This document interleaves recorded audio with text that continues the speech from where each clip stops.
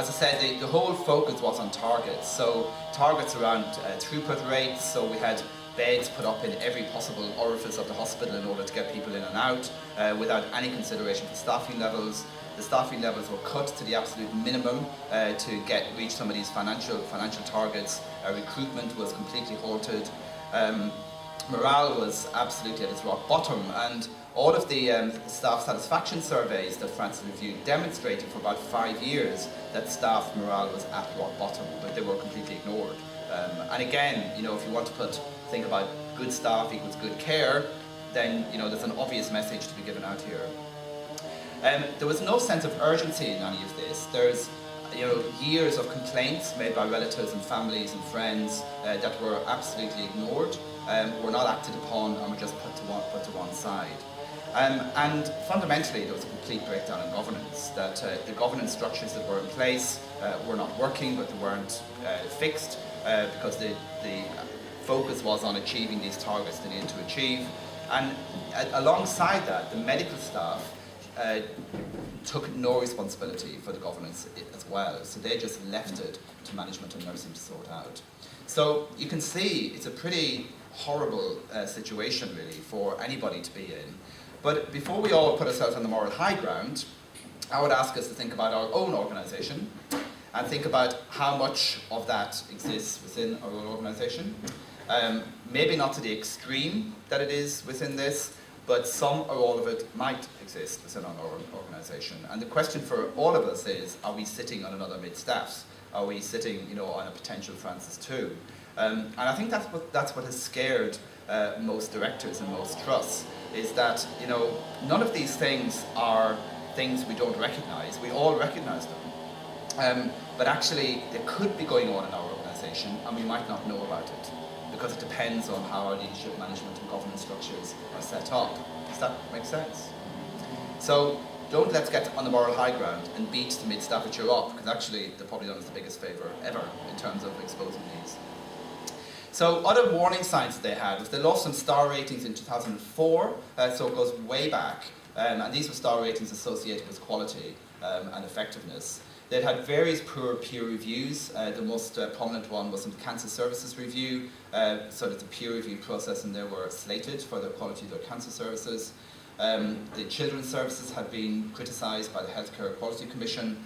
They had poor risk management in place. The surveys of staff and patients showed that everybody was unhappy and dissatisfied. There had been a culture of whistleblowing, which are trying to be put a lid upon.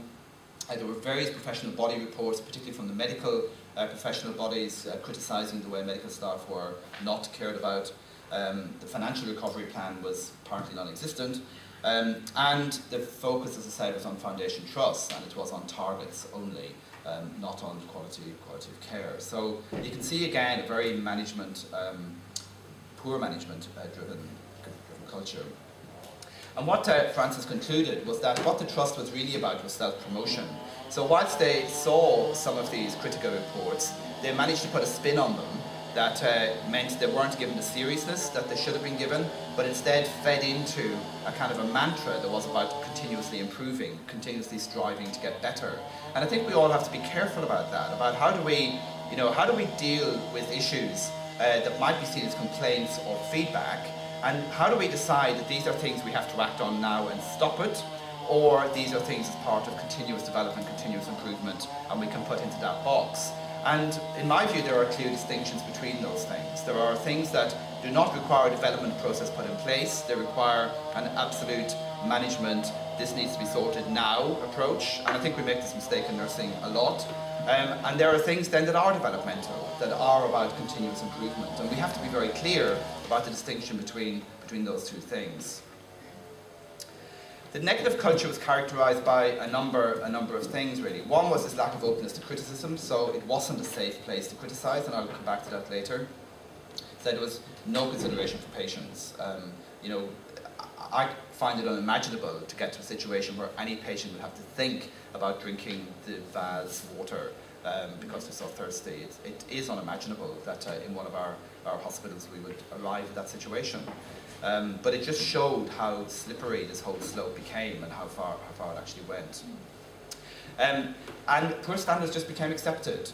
Now again, we can look at these characteristics of a negative culture and again ask ourselves how much of it might exist within our own organisations. Again, maybe not to that extreme, but there will be elements within it. It's every day in the press we hear about people having various things done to them for whistleblowing, being not allowed to speak up when they need to, feeling that they can't challenge poor practice or challenge their manager because they'll get criticised or ostracised, whatever it might be. We do see lots of defensive practices in our healthcare organisations where people will try and justify things that actually are unjustifiable, but will try to be done. So, we can look at these things and we may not be that far away from any of them ourselves. And what Francis said was that, though all of these things, it's rare to get all of these things existing all of the time. But that when you have some of these and when you have them in place, you have got the potential for a negative culture. And that's why we have to really think seriously about culture as a thing. Because, we can think about complaints in isolation, we can think about quality indicators in isolation, we can think about professional development and education in isolation. But if you put all of those together under a quality and culture umbrella, they all start to paint a picture. And the problem in many healthcare organisations, and many of them here in Ireland, is that those things sit in glorious isolation of each other. There are different streams of management, there are different streams of work, the connections is often quite tenuous, really. But yet, put them together and they give you a very clear indicator of what a culture is really about. And that's why culture is not something that can be fixed by a project. It's something that's lived every day within our organisations. And it's blatantly obvious that if we're going to fix it, then we have to have a relentless focus on patient experience, because that is the thing that guides us in terms of what it is we're trying to do. So, Francis had 290 recommendations. They are, endless really. And the executive summary does have a really good table that lists them all out under these three broad themes. Because essentially, he said, if you were to look at mid-staff from a helicopter position, then essentially there are three things needed. Now, interestingly, I would kind of debate this a bit further and say there's only one thing needed, and that's the change of culture. Because for me, patient voice and leadership are part of that cultural characteristic and not a separate thing to it. So he said there was a need for a change in culture, and that was about addressing all of those things that I was saying around poor leadership, the wrong targets, medical disengagement, secrecy, whistleblowing, all of that kind of stuff. There was a need to pay more attention to the patient voice, that is, patients need to have their voices heard, and a need to develop compassionate and enabling leadership, and hence why now every chief executive seems to have suddenly discovered compassion, which is quite interesting in itself, really. Suddenly it's become the word to have. The National Institute for Health Research has just closed actually a call for research called after Francis for research proposals around addressing the issues in Francis. And of course, top of the list is developing compassionate care. And whilst I really get that, there's a huge sadness in me that thinks, why do we have to do that? Why is that not such an innate and core part of everything that we're about, that we have to set up huge research projects to somehow study compassion and look at how we're going to get it into our system? For me, that's a massive indicator. I've been, of course, to do the research, but there is something odd, I think, about that in terms of where we've got to, and I think it opens itself up to some really interesting ethical debate about where we're at as a profession, and not just us as nurses and midwives, but other professions too. So I'm not going to go through these recommendations, because what I want to focus on is culture. The other one that I find really exciting, but I'll be intrigued to see if it actually happens, is that one of the things Francis recommended is that there is a new type of registered nurse instated, which is the registered gerontological nurse. Hey. Now, back in 1995 or 1996, it might have been, when I was co-director of policy in the Royal College of Nursing, we fought for 2 or 3 years, jointly with the British Geriatric Society, to have gerontological nursing as a registration in its own right. And it was happening at the time when Gerontological services then, or geriatric services as it were, was separate to mainstream acute care. You know, you had the geriatric hospital somewhere.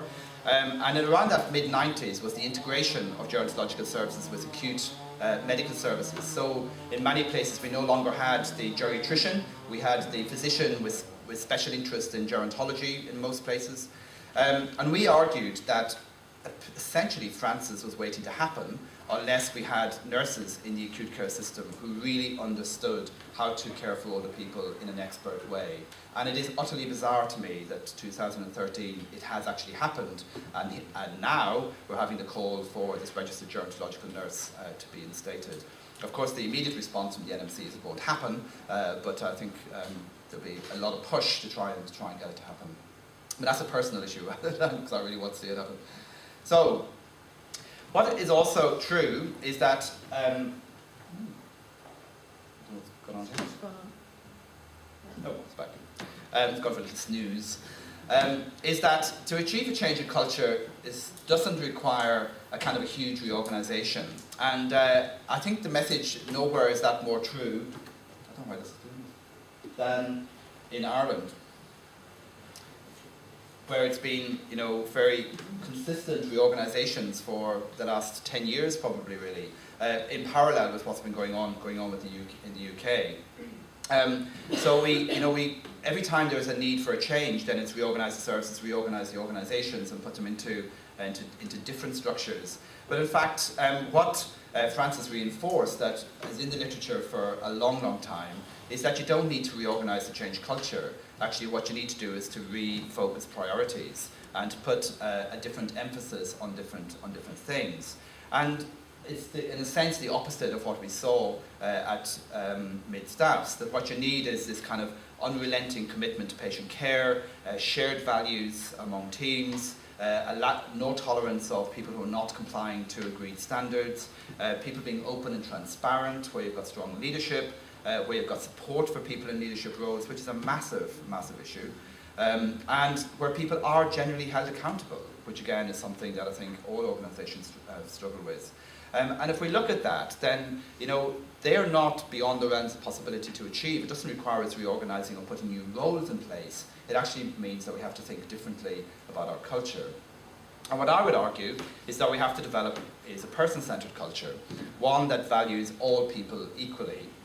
And this is really important because there's a huge focus on person-centred care, as if somehow that happens by magic.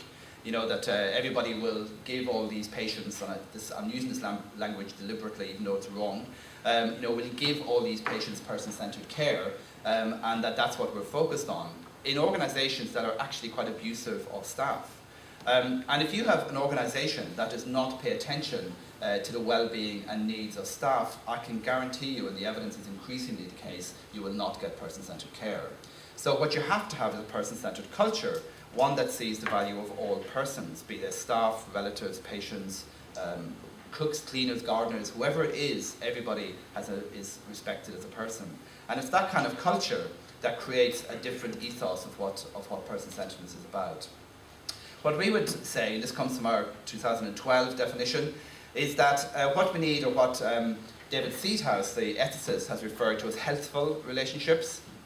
And what healthful relationships are essentially relationships that connect people, relationships that make us feel healthy, that they're not constantly draining us, they're not constantly sucking away our energy, that they're giving us wellness, they're collaborative, collegiate relationships. There's none of what Marie Manthey would have described as the 3 Bs, the bitching, backbiting and bullying, that actually we're not engaged in that kind of behaviour because that's destructive and undermines people's personhood, but instead we're focused on how can we help, how can we actually work well together.